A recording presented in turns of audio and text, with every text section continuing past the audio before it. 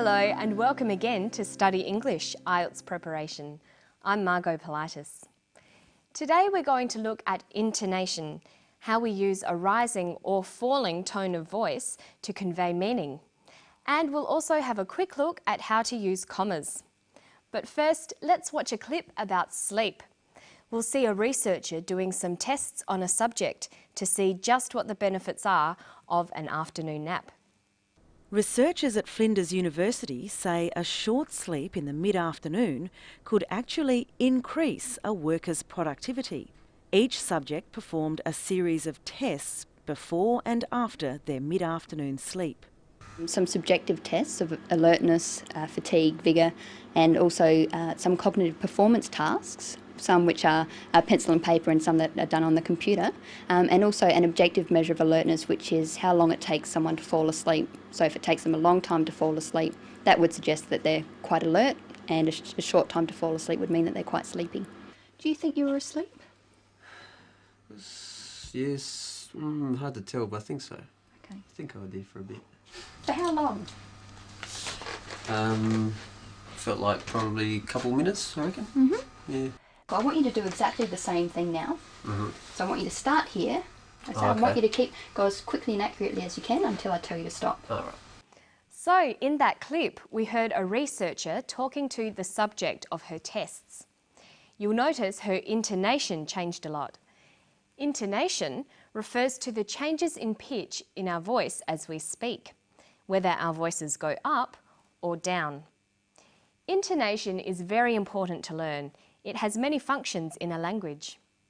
It conveys emotion. We can tell immediately listening to someone how they feel. Someone can sound happy or sound sad. Hello, how are you? Hello, how are you? Intonation also conveys meaning. It lets the listener know whether something is a question or a statement, or it can indicate different levels of certainty or uncertainty.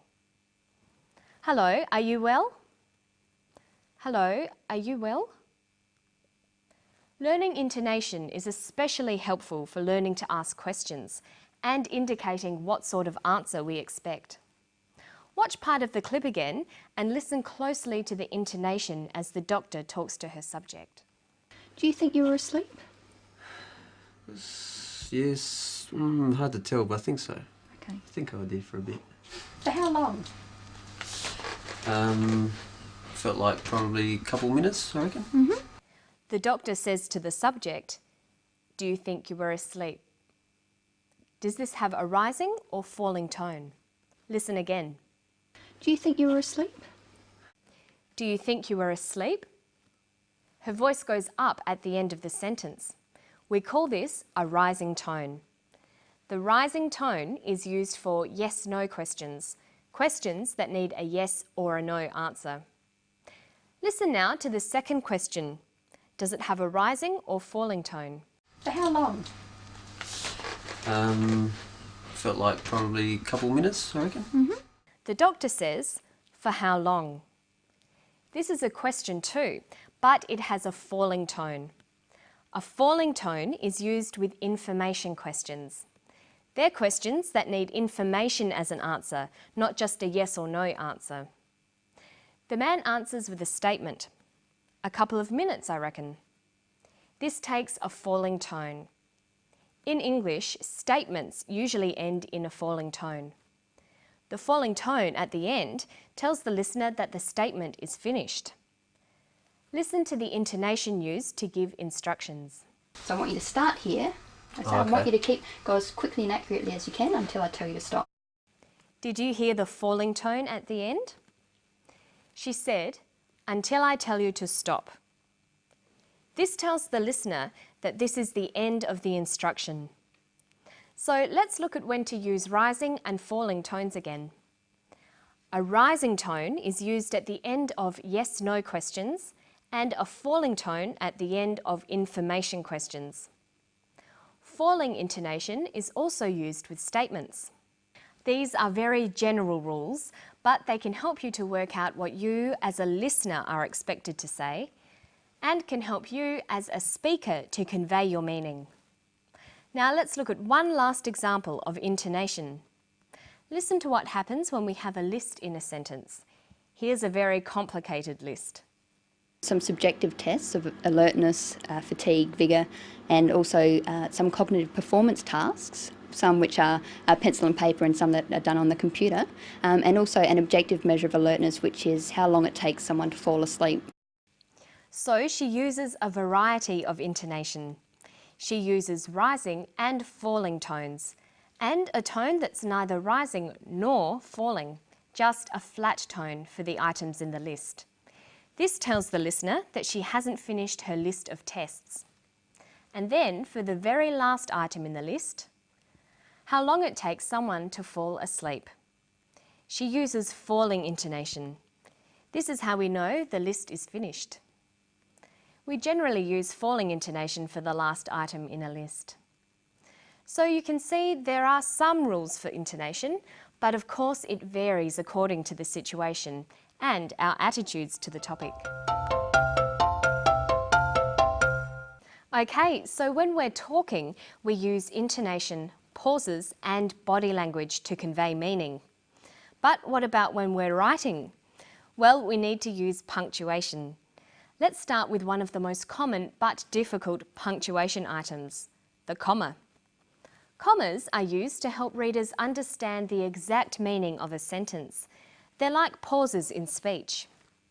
A comma in the wrong place can give the wrong meaning to a sentence. For example, look at these two sentences. Stop, Jane. Stop, Jane. In the first sentence, the comma shows where there is a pause in speech. Stop, comma, Jane. And this tells us that the speaker wants Jane to stop. In the second sentence, there is no pause and no comma. Stop, Jane. With no pause, we know that the speaker is telling someone else to stop Jane. Let's look at some rules about using the comma. First, commas are used to separate items in a list. Look at the way commas are used here.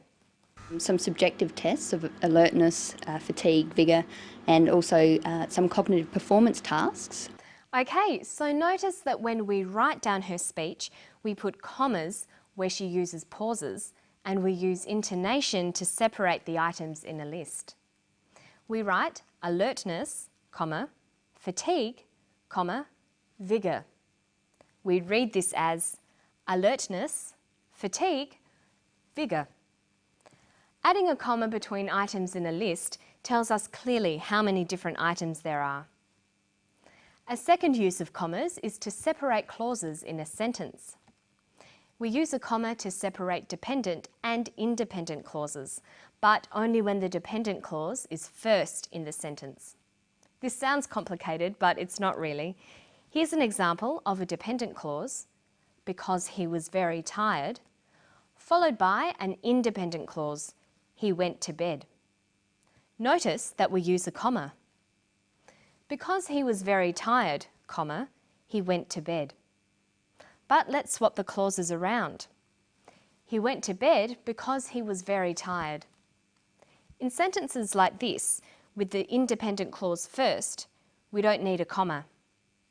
Listen to the different way they read out, and you can hear why. Because he was very tired, he went to bed. Notice the pause. He went to bed because he was very tired. There's no pause.